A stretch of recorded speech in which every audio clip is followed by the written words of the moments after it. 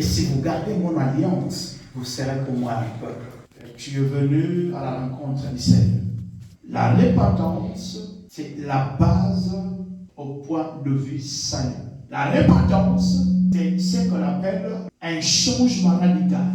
On ne retirera jamais le royaume des cieux. C'est un terme qui est beaucoup plus recommandé dans la Bible pour le salut de quiconque qui croit. Parfois, nous négligeons cet terme. Parfois, nous ne voyons pas l'impact qui est derrière cet terme. Mais la repentance, bien aimé, c'est quelque chose qui nous ouvre la porte vers le saint. Si vous écoutez ma voix et si vous gardez mon alliance, vous m'appartiendrez entre tous les peuples, car toute la terre est à moi. Dieu qui a créé le monde.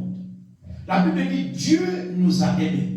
Il nous a créés à son image. Il a voulu que nous puissions être comme lui. Nous sommes les images de Dieu. Mais s'il faut voir à partir de l'Ancien Testament, l'Ancienne Alliance, comment est-ce que les gens vivaient, comment est-ce que la colère de Dieu s'abattait aux gens, comment est-ce que Dieu écrasait son peuple lui-même à créer. Nous voyons, je commence avec Abraham. Dieu dit à Abraham que descendants iront en Égypte et ils vont rester 400 ans auprès des pharaons comme des esclaves. Et quand Dieu a parlé, autant voulu par Dieu, et Dieu a créé un chemin. Et la Bible dit que c'est par Joseph. Amen. Et c'est par Joseph.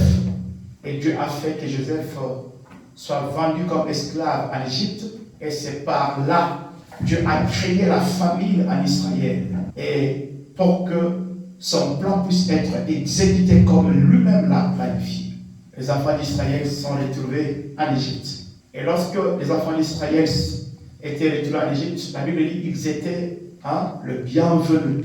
Parce que le roi, le pharaon qui était là à l'époque de Joseph, aimait les enfants d'Israël.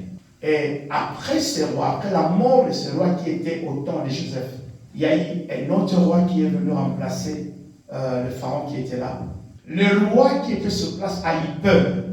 Il s'est dit non, si nous laissons son peuple se multiplier de la sorte, un jour, ils nous prendront les contrôles dans notre pays. Et or que pendant que lui pensait ainsi, c'était dans le plan de Dieu. Amen. Dieu, c'est celui qui s'est planifié. Amen. Il sait quand est-ce que tu vas mourir. Si ta mort va venir entre sa main, il sait lui-même comment elle va exister. Il leur a dit, si vous écoutez ma voix et si vous gardez mon alliance, vous serez pour moi un peuple. Amen.